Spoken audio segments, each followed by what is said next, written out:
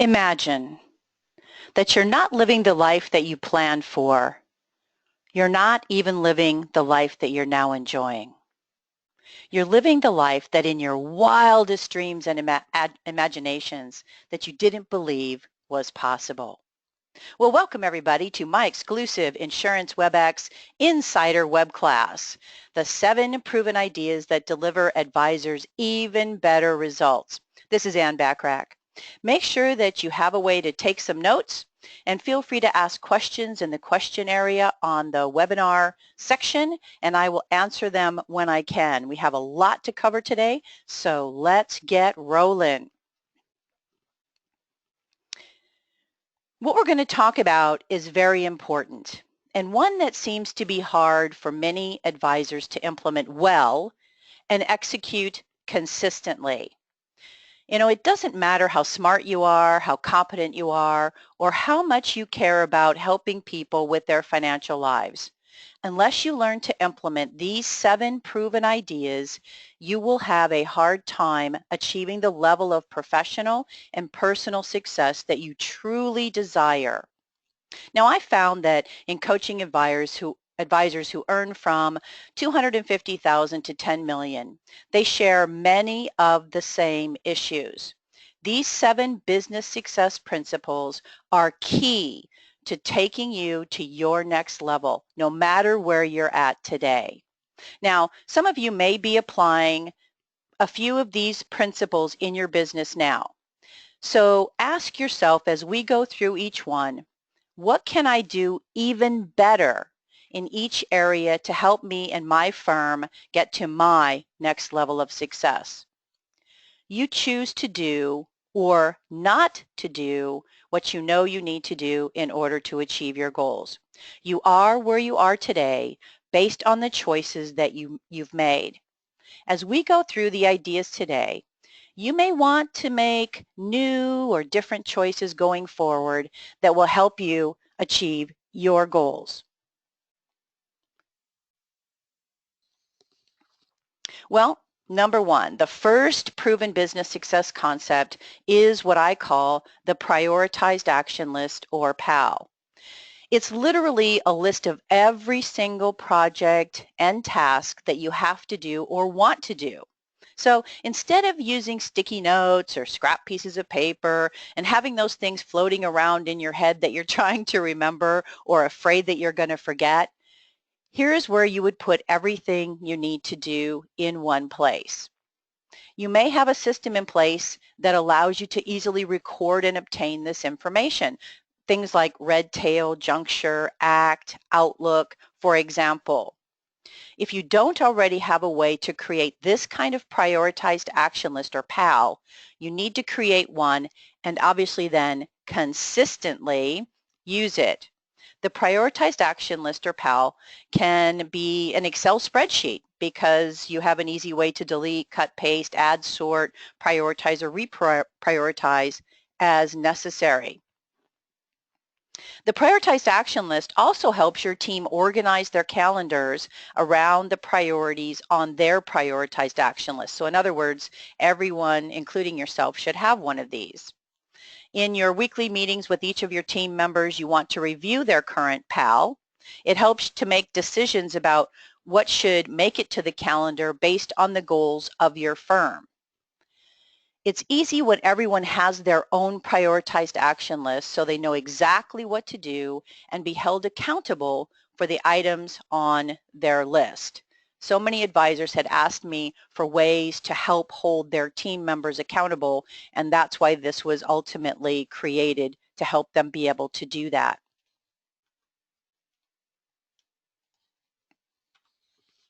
So here's an example of what one potentially might look like. Now, there's only 168 hours in a week, so obviously we all have the same finite amount of time to work with. So it comes down to how you choose to use your 168 hours in order to achieve your goals is really the key to your success. Now, keep in mind, what you choose not to do is just as important as what you choose to do.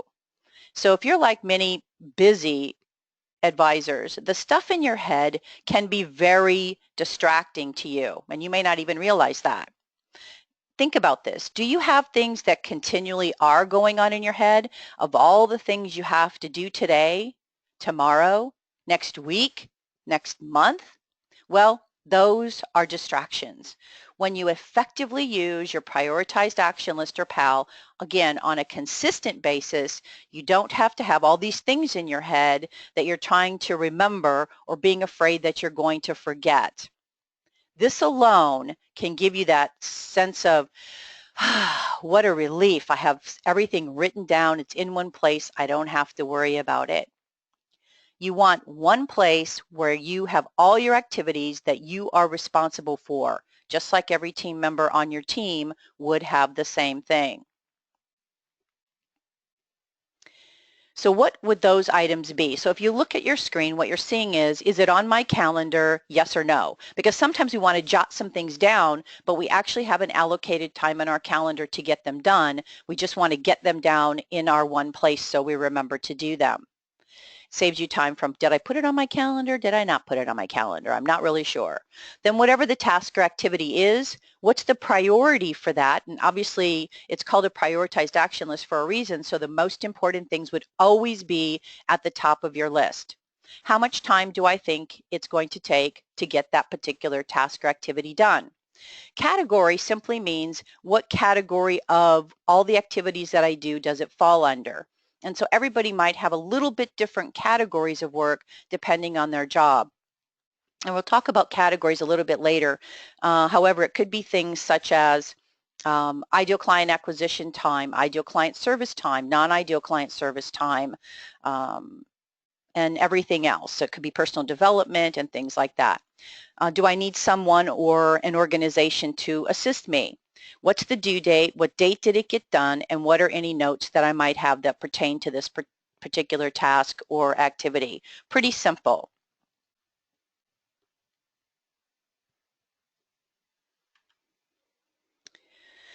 So in an Excel spreadsheet type of format, this is what one might look like. Basically, this tool increases productivity even more. It increases your focus even more. And it allows one single place for everything that has to be done, which also increases confidence, pride, and it is a form of accountability. Even if you only got to the top number one thing and got that one done, that would be the most important thing you did for the day. That would be good. You know, it's so much easier to do some of the easier tasks that might be lower on your list because maybe the higher ones aren't as much fun, you don't really like them, or they might take a little bit longer to do. So don't get sucked in to doing the easier, oh, I'll just get this done or just get these few things done. It won't take me long when it's not really your highest payoff activity.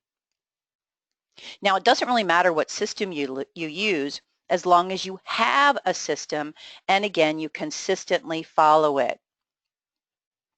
Now, if you're like many of the advisors that I coach who implement this system and follow it, you will feel even more focused, less distracted, with trying to remember things that are in your head and really feel good about all the high payoff activities you get done each and every day.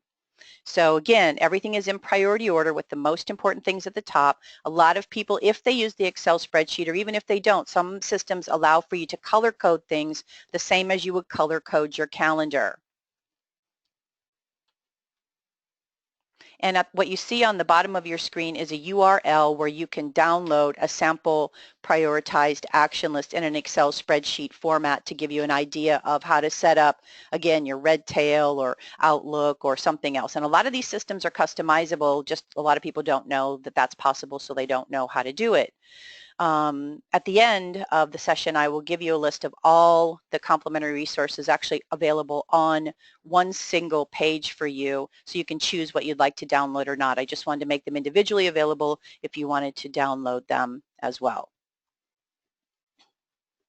Okay, let's talk about the second proven concept, effective time management. Effectively using your calendar, may seem like a simple concept. However, I can't tell you how many advisors don't apply simple time management principles, or at least on a consistent basis.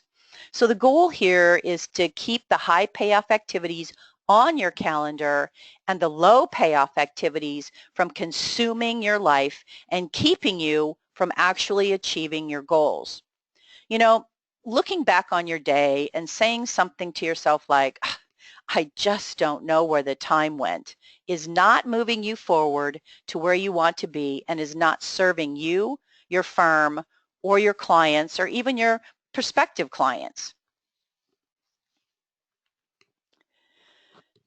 Utilizing effective time management principles helps you focus on what you can control and do those things that put you in the highest probability position to achieve your goals for the reasons that are important to you.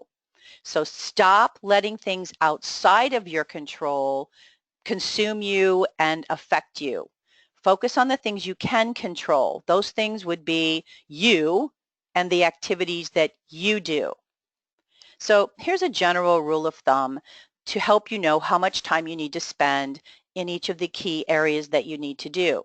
So for example, a successful advisor, in my opinion, needs to spend at least 15 to 20 hours per week in ideal client acquisition types of activities. Then about 8 hours in client service per week, depending on how much you have for a support team, if you have an administrative manager or what other types of support that you might have in your office to help with client service.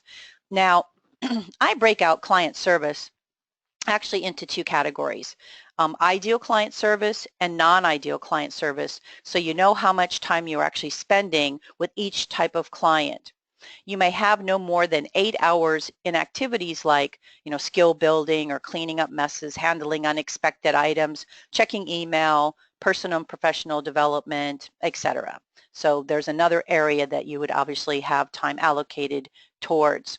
So based on your work week, how many hours are you currently spending in your ideal client acquisition work? Now, I can tell you that if it isn't at least 10 hours in ideal client acquisition types of activities, it isn't enough time to achieve your goals in the time frame that you desire. Remember, I recommend 15 to 20 at least. So if you're not even spending at least 10, you probably have a lower probability of achieving all the goals that you want to in the time frame that you desire. So many advisors are doing what I call client acquisition avoidance activities for various reasons. And then they wonder, or excuses you might say, and then they wonder why they aren't making the money that they want and they aren't actually achieving their goals. So again, everyone on your team should follow these same principles, not just you. So many of the things that I'm going to be talking about today apply to you, but also can be applied to your team so you all work in harmony together and hold each other accountable. And this helps you be obviously even more efficient, and everybody then is even more productive. So I love this quote by Jim Rohn. He says, time is more valuable than money. You can get more money, but you cannot get more time, which is so true. So you spend your time every second of every day in whatever you choose to do. So could you choose to spend your time a little bit better every day so you have a higher probability to actually achieve your goals in the time frame you desire? My guess is that we probably all could answer yes to that.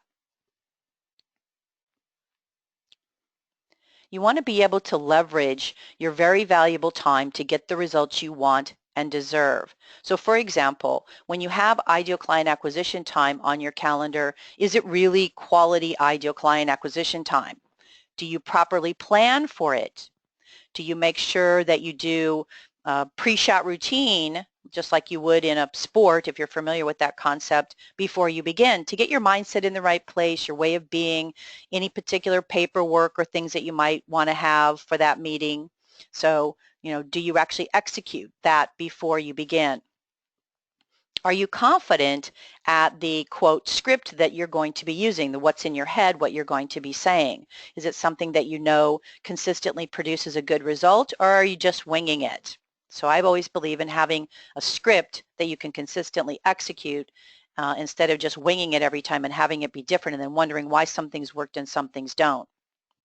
Do you actually have a specific desired result you want to have at the end of each ideal client acquisition block of time?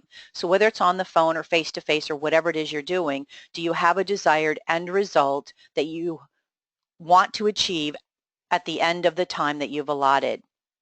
And then do you believe you'll get that actual result at the end of the time that you've allotted for this particular activity? These are all questions that you want to really be asking yourself so you prepare adequately to get the outcome that you want, as opposed to the outcome maybe you hope will happen.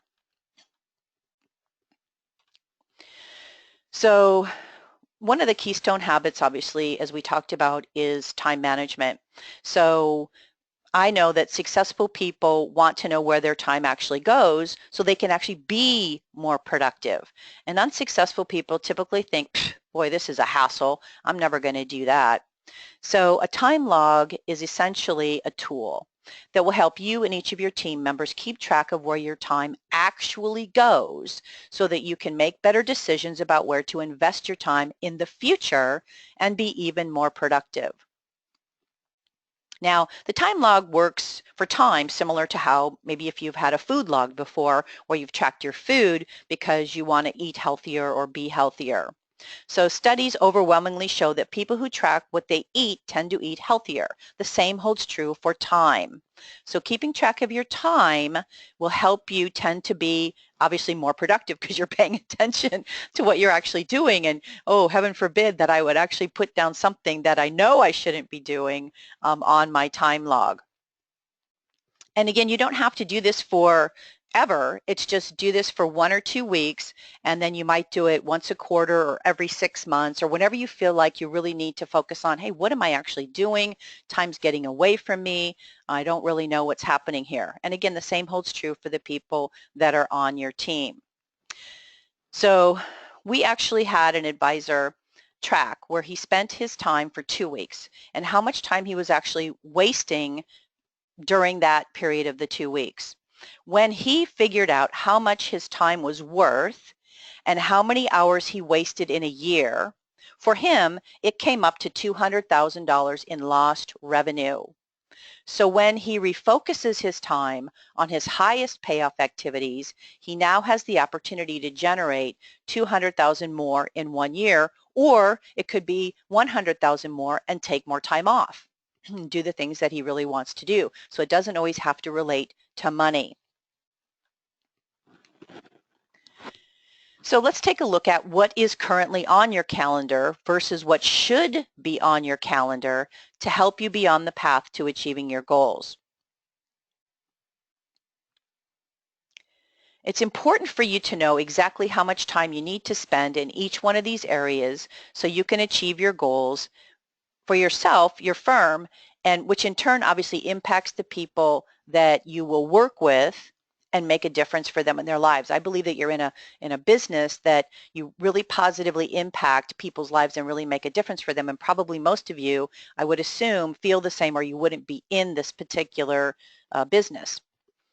Then you want to ask yourself, what percentage of your time in each category do you want to spend? So if we just focus on ideal client acquisition first, you want to say, okay, how much time do I want to spend in ideal client acquisition and what percentage of my week is that? So if I work a normal 40-hour week and I come into a week that I'm not working a normal 40 hours, what percentage of a normal work week would I be doing ideal client acquisition? Do I need to? And that way, then if you're only working 3 days for the week, you still do that percentage. I found too many advisors who basically just, there's a holiday or a vacation or they got sick, and if they had most of those days locked in for ideal client acquisition, they just didn't do it the rest of the week because, oh, it was on those days that I had off, so they didn't reallocate their time based on the time available.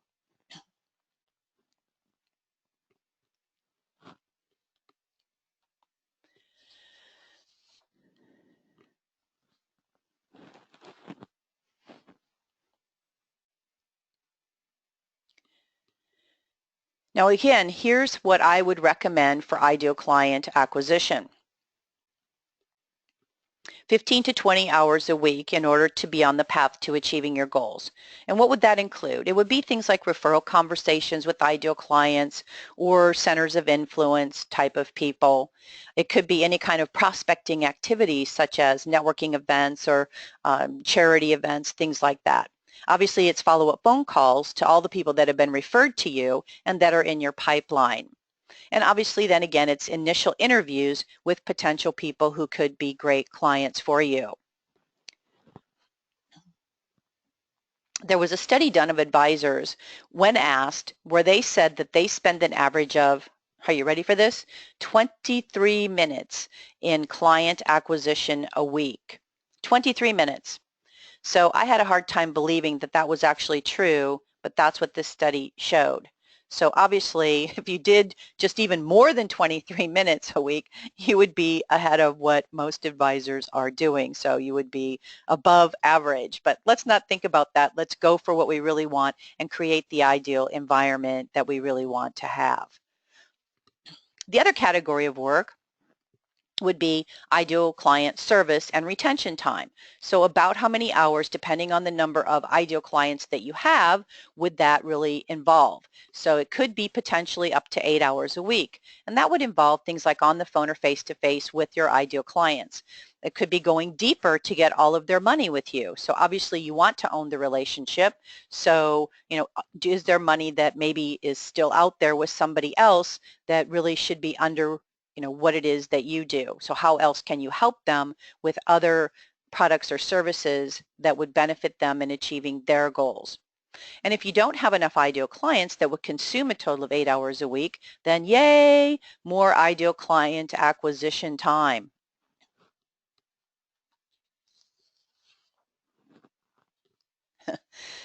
Schedule everything. When you first saw those words, what did you think or feel when you saw these words? Oh my gosh, schedule everything?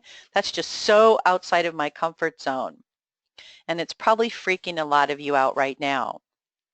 Now, the advisors that I work with work on consistently scheduling, yes, every minute of their day. Now, they schedule both personal and professional activities. You want to schedule things like pre-meeting time and post-meeting time. So I can't tell you how many advisors I work with that didn't have this particular time block on their calendar, pre and post meeting. So they were running from one meeting or one event to the next, and when did they have time to actually do all the post-meeting activities? Well, later that day, another day, next week, at the end of the week, it was all over the board.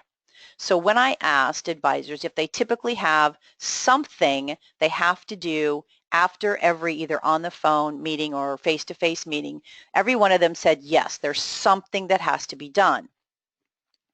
So when you get these things done and it's right after the meeting, think about how much time it will save you from having to at the end of the week, maybe recall every meeting that you had, remember what it is you have to do, and actually get it done or delegate it to someone else to do. That is really not a good way to be using your time.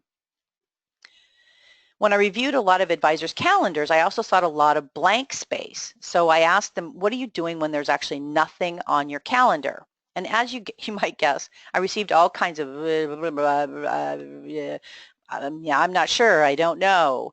Well, we can probably agree that when there's nothing on your calendar, it's probably a low probability that it's going to be a high payoff activity. It's probably a lower payoff activity and maybe things that aren't even, really you're supposed to be doing. I had one person say to me one time, she says, oh, I had nothing on my calendar, so I jumped on Facebook. I was like, oh my God, really? So I said, well, if you're going to jump on Facebook, at least use it to leverage and get referrals or talk to people where you can, generate income. So it's just generally not good to have just blank time. Don't be freaked out because again, we can put in, drive time, lunch time. There could be a break in between. We could have things such as unexpected time because I've had advisors say, well, Anne, sometimes things come up that are just unexpected. Well, That's okay. How much time during the week do those things happen? And so we came up with an average of what we thought would happen, and we have blocks of time that just say unexpected time. So when there's unexpected time, if you don't need it because there's nothing unexpected that came up, yay, more ideal client acquisition time. Now, I believe that living by appointment only as much as possible is really a good way to go. When someone calls in, have your assistant take a complete and in-depth message and schedule a time that you or whoever on your team might be able to handle this question or issue from a client or prospect, that they can get back to them at a designated point in time. Now, I've never heard anyone say to me, yay, phone tag. I love to have more of it. Can't wait to do more of it. Phone tag is not a good use of your time, as you might guess. So you want to make sure that when someone calls in, that you can get complete information so that you can get back to them with a response, not why did you call, but get back to them with a response to that question why they're calling in. Now, if nobody's in your office except for you, you can choose to set your phone or on night mode or whatever you might call it if you have a phone system that you can, like it goes into a message system. So this way, you're not distracted from what you should be doing, in other words, what's on your calendar, and it goes into the voicemail. And your voicemail might even say something about returning calls within 24 hours, and if it's an emergency, call this particular number. You can also set your email to be, quote, out of the office function to alert everyone that you check emails at the end of the day. So if they need immediate assistance, please call this person at this number.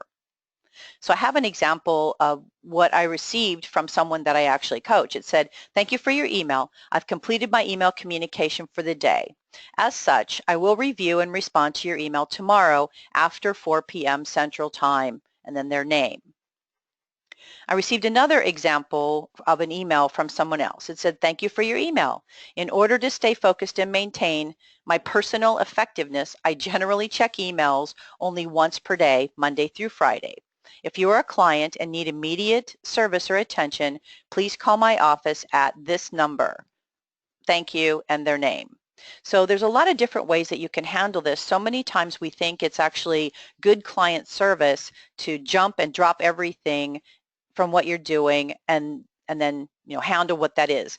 I believe that it's not as good of client service as you could actually be providing when you have their undivided attention, your undivided attention to actually get back to them.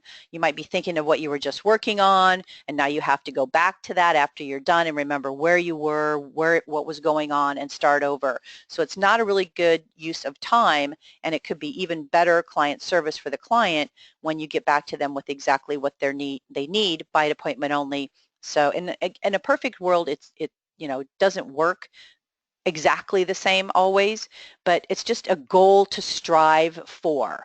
So working by appointment only is just a good philosophy to work towards. And very busy people really appreciate working by appointment only. They really appreciate people who want to work by appointment only because they hate phone tag just as much as you and everybody else does. So it's a good way to actually show professionalism is, most people are not, when they call you, are not thinking to themselves, oh, Bill is just sitting around waiting for my call to help me with what I need. They know you're busy. They know you have other clients. They know you're doing other things. So here's an example of what I call an ideal model work week. So you want to work to time block your time. In an ideal world, this is how I best think my time would be spent to be in the highest probability position to actually achieve my goals. So ask yourself, when is the best time to do the activities you need to do to get the best result? And then create an ideal model work week where you need to spend that time in each of the categories or areas of work that you do. So again, we talked about non-ideal client service, ideal client service, ideal client acquisition, checking emails, having staff meetings, that sort of thing. And again, this is an example of everyone could have an ideal model work week of how they want to spend their time. I do a lot of staff training programs, and even those people who think they're super efficient and really good found that creating an ideal model work week enhanced their time effectiveness even more than they thought was possible.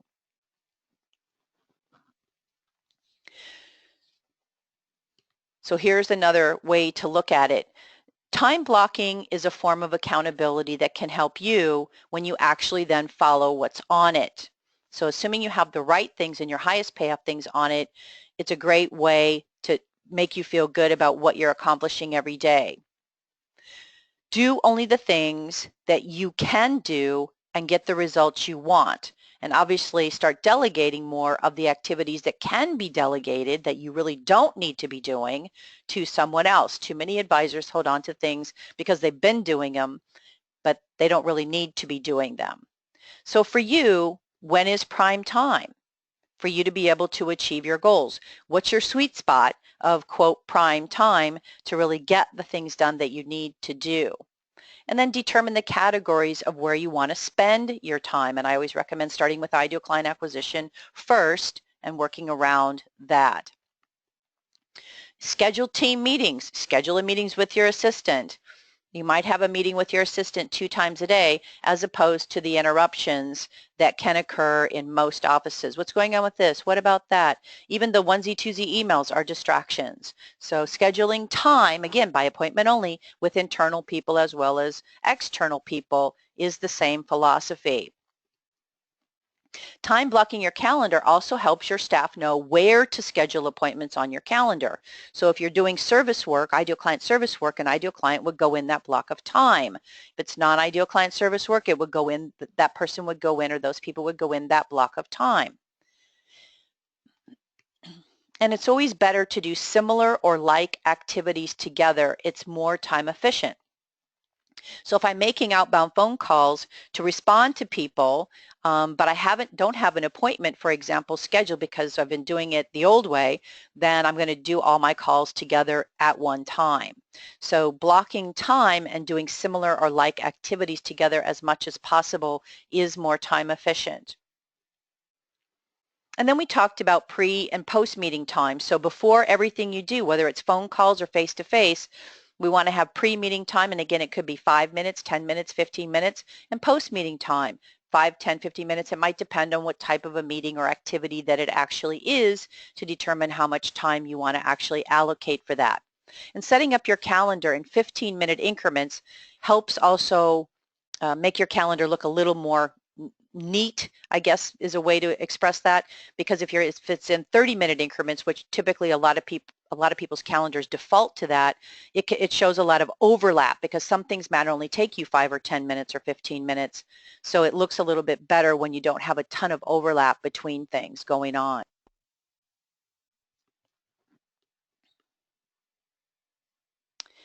My whole philosophy is if the calendar could talk and it had all of your high payoff activities on it, it would tell you what to do every minute of every day, giving you that confidence that you're actually making progress towards the achievement of your goals.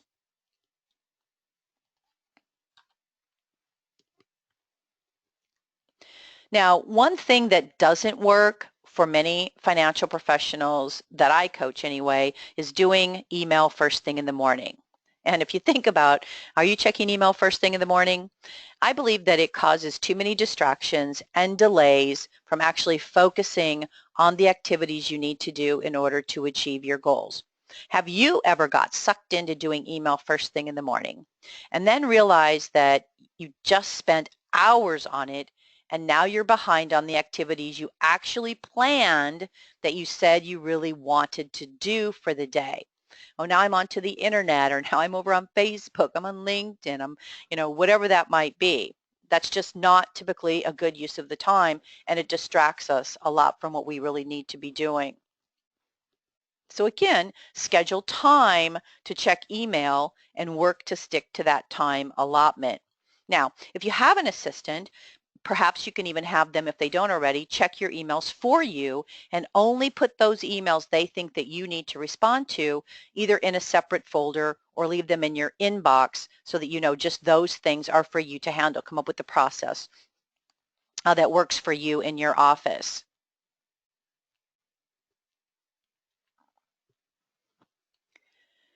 And I usually recommend checking email, at least initially, 2 times a day, depending on what you do or how you respond to things or if you have staff. You might be more than that, but typically if people have at least an administrative manager, you might be checking email 11 o'clock in the morning and then maybe 4 o'clock, for example. But how many times have you checked email and maybe you got something that really upset you or made you angry, or now I got to deal with this person, and the next thing you have to do is make client acquisition calls. You're not probably in a really good frame of mind if something just pissed you off that you read, or you got agitated about something that you received. So now you're not in the right frame of mind, so now you don't want to do that block of time. So what are you going to do? So that's another reason for not checking email first thing in the morning. And I know sometimes it isn't always easy to change our behaviors or habits because that's obviously what we're used to doing. However, those people that do apply this concept, even though it's not easy, because successful people do things that aren't easy typically to get in the position that they're in, they've learned that, oh, wow, this is so much better. I really feel free. I really can get more done if I focus, or when I focus on the things I know I need to be doing, and then check email at the allotted time. So things aren't always easy. However, they can really help make a difference in the outcomes that you get. Now, I created 10 questions. Basically, it's a daily assessment to help advisors that I work with be more on purpose and focused. So if you're not really used to initially following your calendar, you might pay attention to these 10 questions and ask yourself these 10 questions at the end of the day to help you get better and better and better with really working on your time management and honoring then your calendar that you with the activities that you've put on it. So for example, did my calendar have the highest payoff activities on it today so I know I'm making progress towards my goals? Did I do what was on my calendar today? If no, why not? What happened? What distracted me? What caused me to get, off kilter from what I was doing? Am I as prepared as possible for the activities on my calendar tomorrow? So if no, what can I do differently next time to be even more prepared? So sometimes, and this has happened to me more times than I care to admit, is that I go in the morning and it's before everybody else gets into the office and I have calls set up. The computers are down. So I have no way of accessing the phone call number, the name, or I know who I'm going to call, but I don't have the number or anything written down or why I'm calling them because I didn't prepare the night before in case the computers were down. So it's a terrible way to live, but because it can happen, at least my first couple of calls, I might have the phone number and notes of what I'm going to be saying to them or what the reason for the call. So I have that prepared and ready in case the computers are down for my first couple of calls before people actually get into the office where I'm at, because I'll be calling the East Coast, which I could be calling at 6:30 my time, 7, and nobody's in my office at that time. So it's just asking yourself, how can I better be prepared tomorrow with the activities that are on my calendar?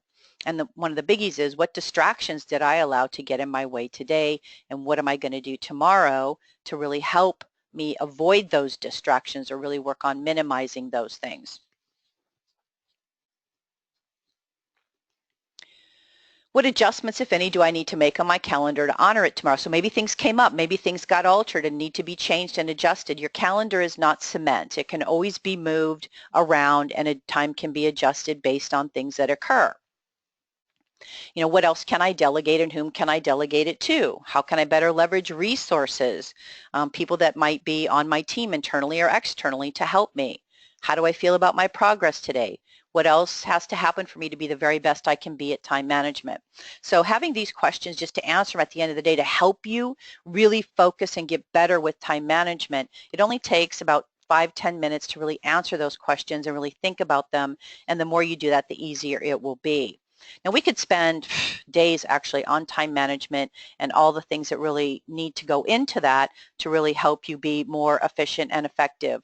So in order to maybe help you with that a little bit more, you can download this complimentary audio. It's about an hour long on effective time management and focusing on your high payoff activities. So you see the URL on your screen to be able to do that. In addition to that, there's also a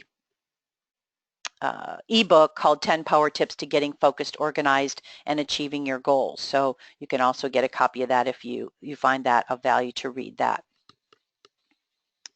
All right. Whew, that was number 2. All right. Number 3 are tracking systems. Creating effective tracking systems that you review every day and every month will help you stay on track and focused so you have a higher probability of achieving your goals in the time frame that you desire. So tracking systems are simply, metrics, things that you really want to pay attention to make sure that you do. Now, I found that most advisors track actually very little. And then when they realize that they may not be on track and probably aren't on track to achieving their year-end goals, it's really too late to course correct and do much about it. So interestingly enough, one of the first advisors that I worked with put into place the tracking system that we're going to be talking about. And after 1 month of tracking, he said to me, wow, I didn't know I made that much money. Where does it all go? And at the time, his revenue was already $250,000 a year. That made me a little bit nervous since he was a financial advisor. He doesn't know how much he's making and where it's all going. So in working with other advisors who have businesses that generate 2 million to 10 million or more, surprisingly, they don't all have tracking systems or ones that they use on a regular basis and actually review.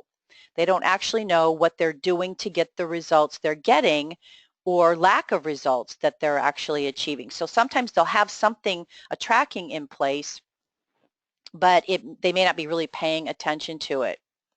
So I believe that when you use these type of tracking or metrics, they basically tell you a story. They tell you what you actually did, assuming you tell the truth about what you actually did or didn't do, and the results and what the results are from the activities you did every day. It tells you what's working and what may not be working as well as you like. It allows you to course correct quickly and make adjustments so that you have a higher probability of achieving your goals for the entire year. So the key is implementing a tracking system or metrics that you follow every single day with the activities you need to do in order to be in the highest probability position to achieve your goals. Consistent execution, as we all know, isn't always easy. However, having the tracking system will help you really work on being on the path to achieving their goals. So let's see, what would that possibly look like? So here's an example of what a monthly tracking system might look like. So I've been using these types of simple Excel spreadsheet tracking systems since 1992, and they are so super simple and they are so effective, it's almost scary. They don't have to be complex. So some people that I work with are very good with Excel and create very elaborate tracking systems. And for them, it works great and they're good at working with Excel. Other people hardly know how to do auto sum in Excel or even lay out an Excel spreadsheet. So they learn to do this very simply. So depending on the complexity of your business and your staff's technical capabilities, creating something that works and that you can follow is obviously really important and is key.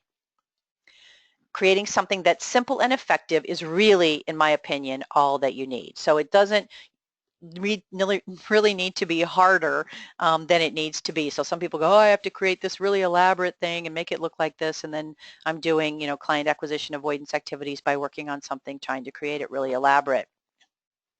Now, in review of one advisor's tracking, I saw that he was spending a lot of money on marketing systems that weren't generating much return for the money and time invested.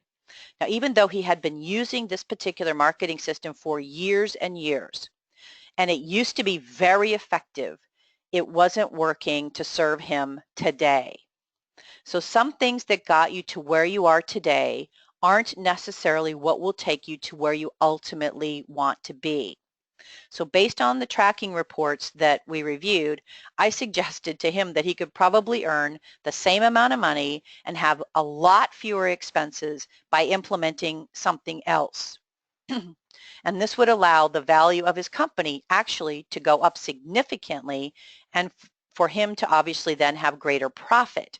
So if he's spending less money, he has more profit in the business. He not only would that allow him to do that, he would have to work fewer hours. So his company revenues were over 10 million now. However, he was spending a lot of money on a system that wasn't serving him when we really analyzed all the numbers. So by having these tracking systems, you can course correct when you see things that aren't working and move to things that might have a prior probability of success, and whatever that is for you. So once you have your monthly metrics, it's like, what do I want to, what are all the activities I need to do? So if you just take a look at having an ideal client, for example, what do I need to do to get an ideal client? Well, I have to talk to people and ask for referrals. I have to actually, then get referrals. I have to put the people in the pipeline to then call the prospects, meet with the prospects, do an interview with the prospects, and if they're qualified, then I make an offer for them and work with them and have a business with them. You might do client appreciation events, maybe one a quarter, one every 6 months, one a year, that sort of thing, whatever it is you want to do. To actually have then your ideal clients bring potential people that could work with you to them. So there might be a number of activities that you have to do in order to just get one ideal client, for example.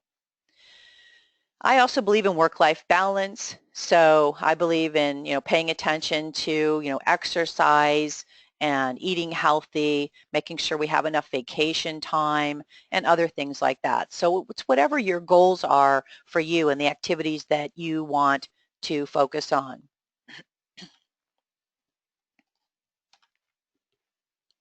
Okay, so then now we break it down into more smaller or bite-sized pieces. So now that I know what I want to do for the whole year, what do I need to do every day? So it's just simply a subset of the monthly tracking. Now there's going to be some things on the monthly tracking that aren't on the weekly tracking. So for example, it could be your client appreciation event. You're not going to do those weekly. It could be, I had one lady that actually wanted to donate blood. That was a personal thing twice a year. So obviously it wasn't on the weekly. Most advisors obviously don't track revenue weekly. So those things would be on the monthly, but not on the weekly. So we want to just put this as a subset, and it's actually just, basically copy and paste into a weekly format that says, what's my weekly goal? What did I do Monday through Sunday? Because sometimes you might do things on Saturday and Sunday. Some people do, some people don't. And then what's my weekly total? Then all those numbers then I actually fill into what I actually achieve for the total on the monthly. So what's my actual activity at the end of every month, so I know exactly where I stand year to date, and I know what I might need to do to course correct. So the people that I work with at the end of every month, we say, okay, what's our goal for the year? What's our total so far? Divide by the months that are left. If we're on track, great, we steady the course. If we're off track in any way, behind schedule, for example, can we make up the difference spread over the months that are left? And therefore, then we change our weekly number. If we're ahead of schedule, we just, again, usually steady the course and don't worry about being ahead of schedule, which is always a nice thing to do. So our weekly goal numbers at the end of every month potentially could change based on where we're at year to date. So again, super simple tracking, super simple way to know what we're actually doing. Then, of course, you have to make sure that your calendars reflect these activities. I found this out once because I said, well, you're not achieving this particular goal. How much time have you allocated on your calendar to actually do it? And it was like, oh yeah, I guess I'm supposed to put the time on the calendar to actually do that activity. That's when I realized, okay, they're not getting the fact that these things actually have to have time allocated on the calendar for them to actually get them done. And once you start tracking, I've actually worked with advisors, it's really pretty cool, who have exceeded their goals, because once they start focusing and consistently executing, they realize, wow, this is doable. This is so doable. I've been wasting a lot of time or not as focused. So I actually exceed my goals. I've had several people exceed their yearly goals in most areas and really just knock the cover off the ball and just be so happy and proud of everything that they've accomplished, and carry on for the next year, so they make their goals even bigger. So it's really exciting to have people really get focused and serious about doing that. Now, I created a referral, and you'll see the URL at the bottom of the screen, a referral tracking, simply because I had advisors that were telling me that they were actually getting referrals. Woohoo! First of all, yay, I got some referrals.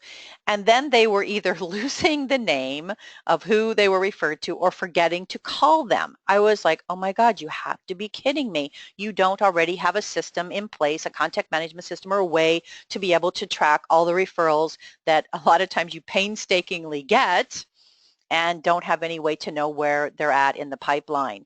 So I said, okay, let me create something really quick for us to use. So again, I go to Excel, and I'm not an Excel expert by any stretch of the imagination, but it's easy to create something that you can use. So it's like, okay, what's the name of the referral? Who referred them to you? And then you just look, okay, did I contact the referral yet? Yes or no? I called them. What was the date? I called them a second time. What was the date? I called them a third time, or I sent them an email, or whatever it is that you might be doing. And the Excel spreadsheet that you can download is customizable. So it will come into exactly an Excel spreadsheet, so you can massage this and manage this to your particular process. Not everybody obviously has the same process for onboarding a potential client.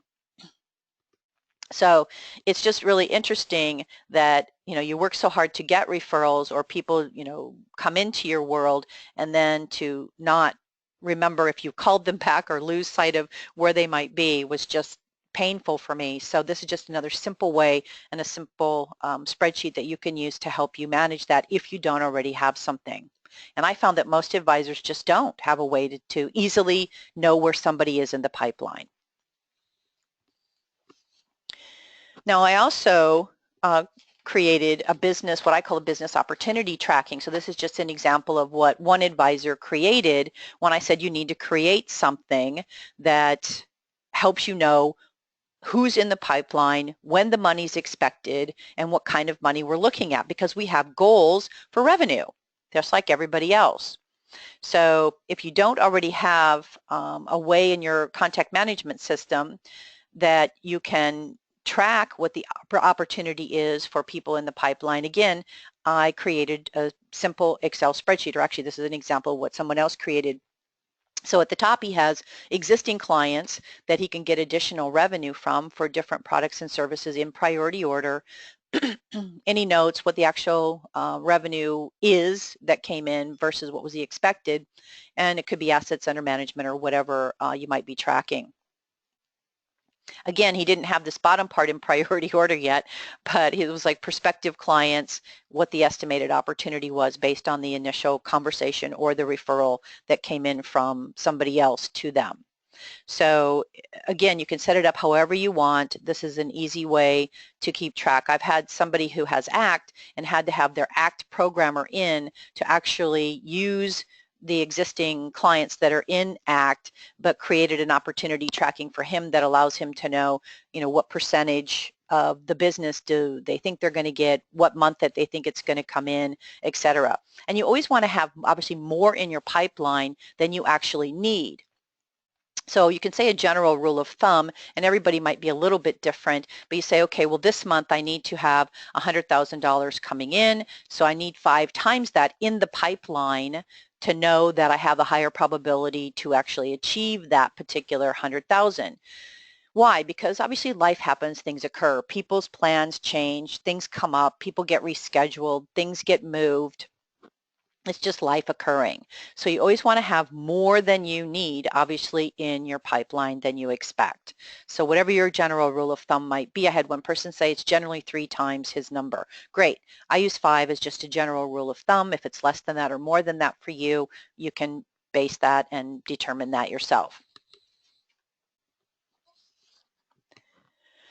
So you've heard me say before, consistently, consistently, consistently. So consistent effort times effectiveness obviously equals results. So the whole goal is really producing the results in the time frame that you desire, or even in less time. So by focusing on your high payoff activities and using already some of these simple tools that we've gone over could help you actually achieve your goals even sooner than you thought was possible. Wouldn't that be cool? All right. Woo, number 4 of 7. If you don't already have systems and processes for everything that needs to be done on your office, you need to. Every person, including yourself in the office, should have everything that they're responsible for documented, from how to answer the phone, what to say, how to make a photocopy, to schedule appointments with clients. Everything that anyone does has a documented process and how to exactly do it. Now, many people don't do this simply because it takes time up front, but it saves an enormous amount of time in the future. If someone is gone on vacation or gets sick, or if you terminate them, anyone in your office or even a temporary person should be able to perform that particular job without question and get it done correctly. So my whole philosophy when I work with staff on this is basically to say if a monkey could read, a monkey could execute flawlessly without question the process that you've designed in order to get the desired result.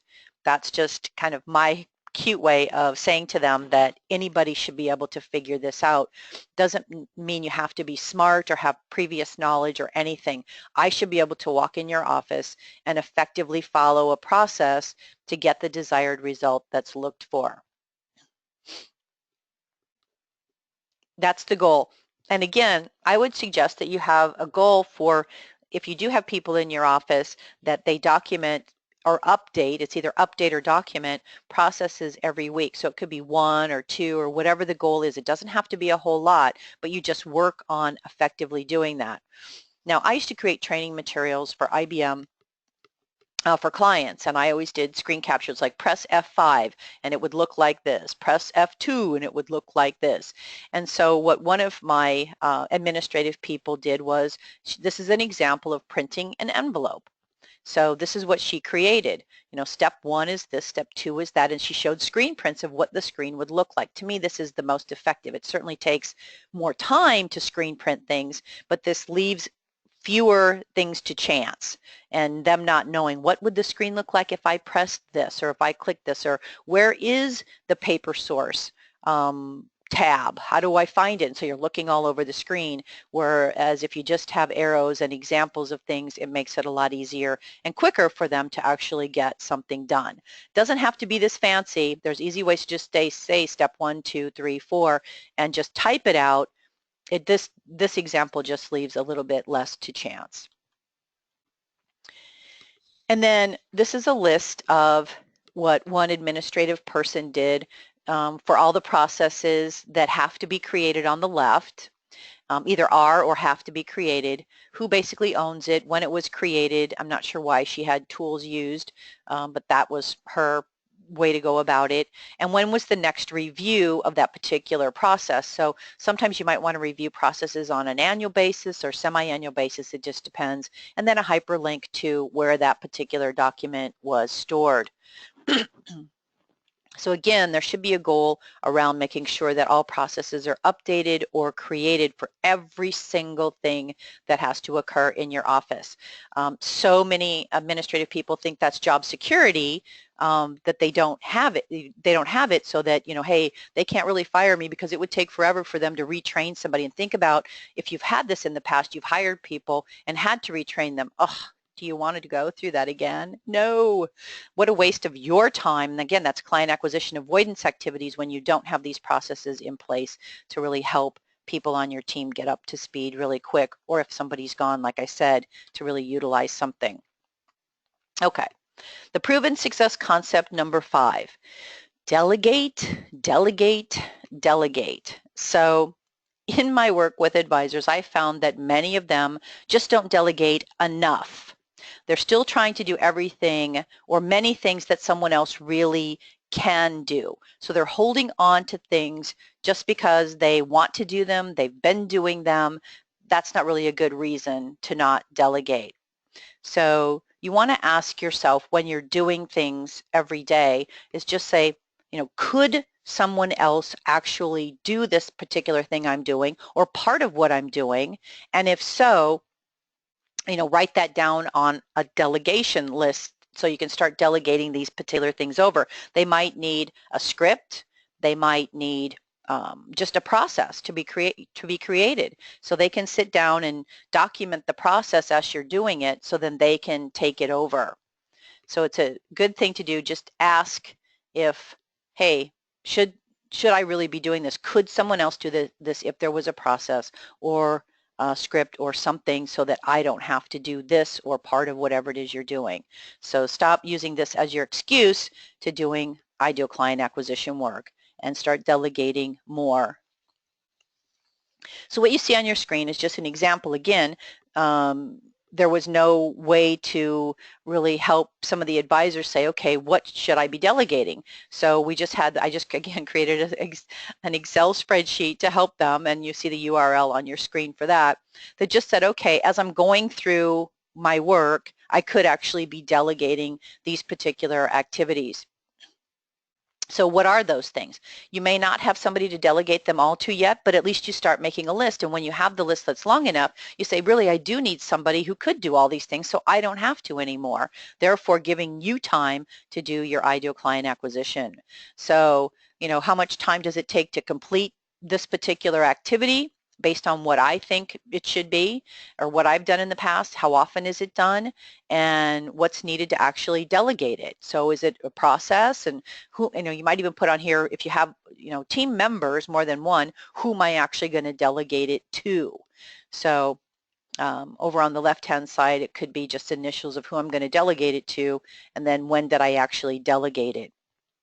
So it can be, again, customizable to you. Some people put in that they're going to delegate it by a certain time so that they don't overload people with new things that they need to get done. So another just simple way to help you be even more efficient when you're with your time. And here's another resource that I created to basically help you get a good idea of what's going on in your firm on behalf of your firm with your clients.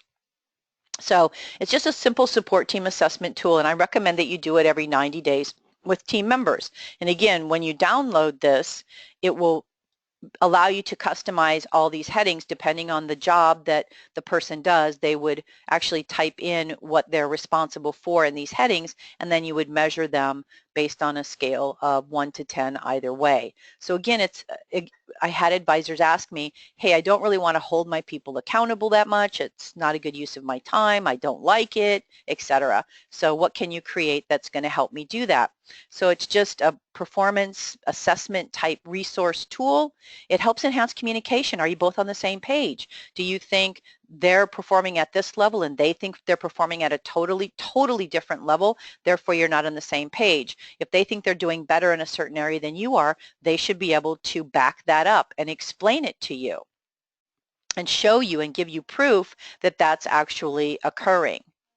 And so you can measure then progress that they're making every 90 days. And that's a good way to know, another good form of accountability. And at the bottom, you'll see a reference to CJ, who is a HR expert with small businesses. She used to work, I think, in Fortune 500 or 100 companies. And if you have any HR-related issues, at least in the United States, she'd be a good resource that could help you with that, and her rates, I believe, are extremely reasonable for what she helps you with. It may not be a lot, so it would be, but most everybody obviously should have, an employee handbook and various things when you have staff. And if you don't have staff, you definitely need help to create some of these things, and parameters around what kind of job and work and holidays and that sort of thing, sick time and that sort of thing that you need to set up. All right, number 6, proven concept. Now, I think there's 4 areas that will help support you in growing your business: belief, confidence, focus, and commitment. If there's one thing that holds the most power over your success, I believe that you can bet that it comes down to your beliefs. So what do you have to do, if anything, to have even more belief in yourself and what you do to make a difference in people's lives? Do you need to increase your belief or your belief level in what you do, the services you provide, and how you positively impact people's lives?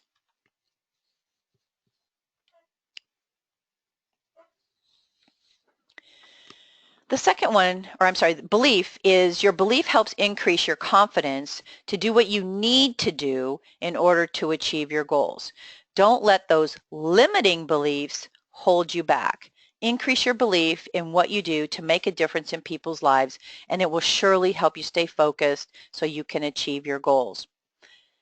Now, I found that a number of advisors have a limiting belief around referrals. Now, I don't know if that's you or not, but I found that they did. So it's my belief, because I know this has happened for other people, that you could receive anywhere from, let's say, 57 referrals to over 200 referrals per person or buying unit. So sometimes people have a limiting belief around that. I had one gentleman say, well, you know, Anne, I get every time I ask for referrals, well, thank goodness, first of all, he was asking for referrals or introductions, because a lot of advisors don't even start there, don't even do that, or they don't do it well enough to get the outcome that they're looking for.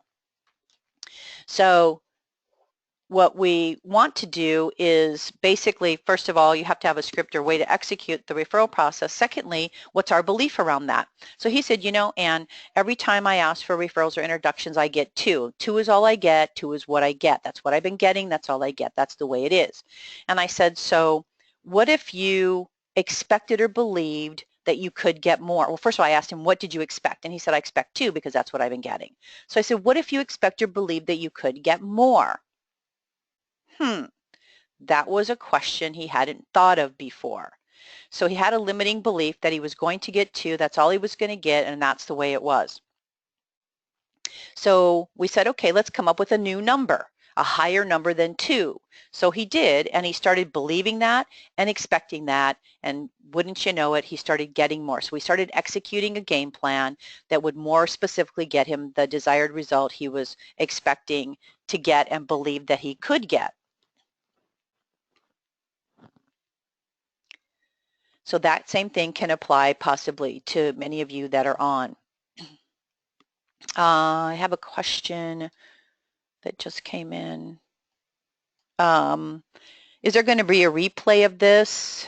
The answer is yes. There will be a landing page at the end that I'll give you that will have a replay of this. And I'm not sure if Insurance WebEx will have a replay as well, but I know I will, so you'll be able to get the slides and the webinar if I'm going too fast, or if there's things you want to go back and look at. Okay, confidence. Now, again, here's my belief. You need to believe and wake up every morning with extra confidence, because some people need to take some of your confidence to help them get through whatever it is they're going through that day. So you have to come across with confidence and even extra confidence, because you believe in what you do and how you make a difference in people's lives. You have to do whatever you need to do to come in every day, each and every day, with extra confidence to give away to those prospective clients or existing clients some of that confidence that you've come in with, so you can help them get through whatever it is they're going through. So the question on the table is, what do you need to do every night to wake up every day with extra confidence to give away throughout the day? Your cup needs to spilleth over. I like this quote here too. Your reality becomes what you focus on.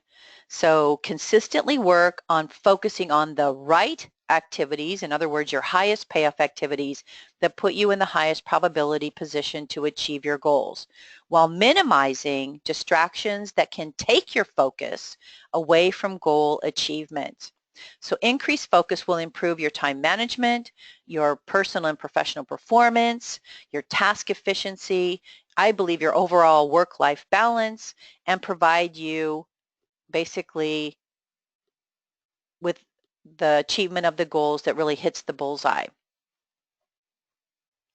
Focus on what you can control and do those things that put you in the highest probability position to achieve your goals for the reasons that are important to you. And stop letting things outside of your control negatively really affect you. Remember, you can control you and your activities. Now, commitment. I think that too many of us possibly could be associating the word, quote, commitment with sacrifice, when it really is nothing more than making a choice to create a desired future outcome. So your commitment needs to be absolute and incontestable. Whether you do or don't make a committed choice for a specific outcome, it will cost you something. So either the effort required to achieve the desired outcome or the cost of continuing to settle for where you are right now. So it's either way, it's going to be positive or negative. It's a choice. So I believe it takes 100% commitment to be successful.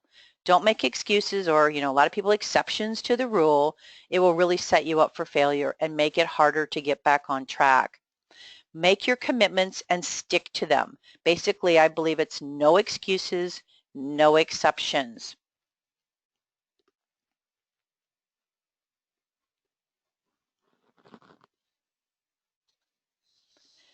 Number 7, the 7th concept. George Washington Carver said, 99% of all failures come from people who have a habit of making excuses. Well, obviously, I believe that. Excuses don't count, and the results, I believe, do rule. So just freaking do what you know you need to do, and you will achieve your goals in the time frame that you set so you can enjoy what is truly important to you in life. Now, I believe you're allowed to have an occasional, I call it a 5-minute pity party, and then make a decision to put your big girl pants or your big boy pants on and just do it. Do what you know needs to be done to achieve your goals. Successful advisors do what they need to do, like it or not, to be in the position that you're in. You can choose to be successful or not do the things that you know need to be done to be successful. It really is your choice. Dennis Waitley has a quote that he says, stop rationalizing, stop stewing, get up out of your chair and start doing. So let's break this down a little bit further. So obviously for most of us, procrastination can be an issue in some areas of our life. So let's talk about the just do it principle. So step 1, D, is for determine. Determine specifically what is causing your fear or anxiety. What is it that you're really afraid of? Fear of failure, fear that you're not smart enough, fear that you're not going to ace it or hit it out of the park, fear of disappointing somebody. How about fear of disappointing maybe yourself? Fear of the unknown, which I believe is big for most people. They just don't know, so they have a fear of the unknown. Fear of not knowing how to respond to a question. Well, let me assure you, my guess is that you all probably have all the brain power you need to accomplish more than you probably could even imagine possible. Step number 2 is outline an easy to follow step-by-step plan for accomplishing the task. So break each step into small, non-anxiety inducing steps and write them on your prioritized action list or PAL that we talked about in step number 1. So maybe someone else on your team can complete part of the task as we talked about, so you don't even have to do it at all. Wouldn't that be cool? Step number 3 is I for intend. Intend to complete the task with ease and success. So we've all heard about the power of intention. Use it to your advantage by intending what you would like to see. Now, I think you might be actually even amazed at what you can accomplish when you leave the anxiety behind. It's not even there. It's non-existent. Intend that you can and will do what it takes to achieve the desired outcome. Believe, again, is one of my favorite words. It can happen, and many times it actually will, and in most times it will. Step 4, T is for tackle. Tackle the task without further delay. There is no time, there is time for action. So no excuses, no overanalyzing, no talking yourself out of it, which a lot of times we do, coming up with those excuses. Review your outline, set your intention, and get moving. Confidence comes when you don't let your fear control you. The quicker you take action, the less time you have to focus actually on the fear. So stop getting ready to get ready. So many people, it's like, I'm getting ready to get ready, and they just never ever get started. One of the things that the fear a lot of times does seem to control us. And the fear of the unknown is, like I said, one of the things that happens for a lot of advisors that I work with. And when we finally just said, look, suck it up, put your big boy or big girl pants on and just do it, just go and do it, they come back to me and say, you know, I have no idea what I was so afraid of. I have no idea why I was so overwhelmed by this and I didn't do this sooner. And you start to realize when you just do it, that the reality is things start to come quicker and easier. You realize that it's not so hard, it's not so painful, it's not so scary anymore. So when you just do it, you realize, what was I really thinking about? What was I had all these things in my head that I was, conjuring up that was going to happen, and none of those things did. So the just do it formula is a good way to look at it. So stop putting off things that you know you need to be doing and just do it. Okay. Any other questions? Let me just check the question box. Don't see any other questions. Probably I might have gone a little bit too fast for everybody, but I wanted to make sure we got everything done before the top of the hour. So what are some of the things that you have access to for the complimentary downloads? So you saw that Insurance WebEx had talked about 5 different complimentary resource tools that are going to help you. So the prioritized action list, the time log, the business opportunity and referral tracking samples, the delegation list for what you're going to start delegating more out of your space so you can do more client acquisition, the support team performance assessment, the audio that you have access to on focusing on your high payoff activities and achieving your goals using effective time management. A lot of these 7 principles we talked about today could take hours. Actually, if we went in depth and really reviewed every one and talked about every one in detail, could take a long time, or would take a long time to really thoroughly analyze all those to set you up. So some of these resources are going to help you more instantly implement some of these things. The ebook, the 10 Power Tips for Getting Focused, Organized, and Achieving Your Goals. And there's probably a few other resources there, like we talked about, the slides and the webinar replay. So the URL that you're going to want to go to, everything always starts with accountabilitycoach.com. And so accountabilitycoach.com/iwebx request free resources. I always ponder how my virtual assistant comes up with these long names instead of short ones, but that's what it is. So it's iwebx request free resources, and you'll be able to access all the things we talked about today and probably even a few more. You also have access to a coupon code that will get you 50% off on all the high value products that are in the Success Store on accountabilitycoach.com. So all you have to do is go there, pick the things that basically the products that you think would be the most valuable to you, and enter on checkout iWebX 2016. iWebX 2016, and you can get 50% off. So for example, if you said, well, gee, Ann, I'd like to really learn how to do the tracking, the metrics, and really lay those things out and be better with my time management. So there's a 30 days on the Path to Success program that will allow you to do that. And typically it's $97. Whoo, it's a whopping 97, and you get it for less than $49 when you go and put that into your cart and put the iWebX 2016 there, and it's less than $49, and you get the 30 days on the Path to Success program.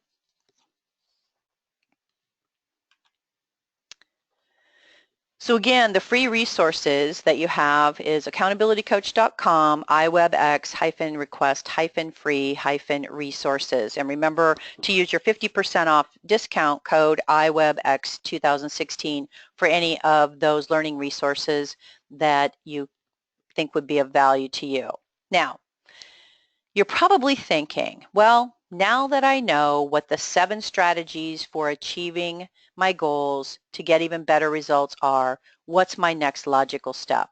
Well, for me, I'd say first of all, number 1, take advantage of all the reinforcing materials that we made available to you, and those are all complimentary. So you have a lot of, more than 5 actually, resources that are available to you at no cost to you that could help you already be more time efficient, be more productive, and on your path to achieving your goals so you can really have the kind of business and life you truly desire.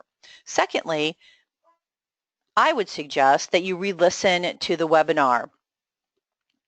So for me, I need to listen. Not everybody's the same, but I need to listen to things a few times to really get everything, because sometimes we're just kind of check out, or we're daydreaming or thinking about something else that might pop into our head that we need to do because we don't have a prioritized action list that's going on, and we might miss something. So I went through a lot of different concepts today pretty quickly. So for me, I like to re-listen to things several times. So again, you'll have access to that on the website. That's accountabilitycoach.com/iWebX-request-free-resources. That will be there with all the other resources. And of course, number 3 would be implement the action items that hopefully you wrote down or took notes in your computer, wherever you take notes. So execute those, put those on your prioritized action list, and begin to make sure that you put those things into action. Don't let this be another session that you invested your valuable time in and attended and don't implement anything. Imagine that it's 1 year from now. You wake up, and as you're leisurely drinking your morning beverage, you realize that you are now living your ideal dream life. Take a moment to reflect on what you did to actually be in this position. Well, my hope is that at least part of that came from you taking action on what you learned today. If there's anything else I can do for you, please don't hesitate to let me know. My email is ann@accountabilitycoach.com if you want to email me directly.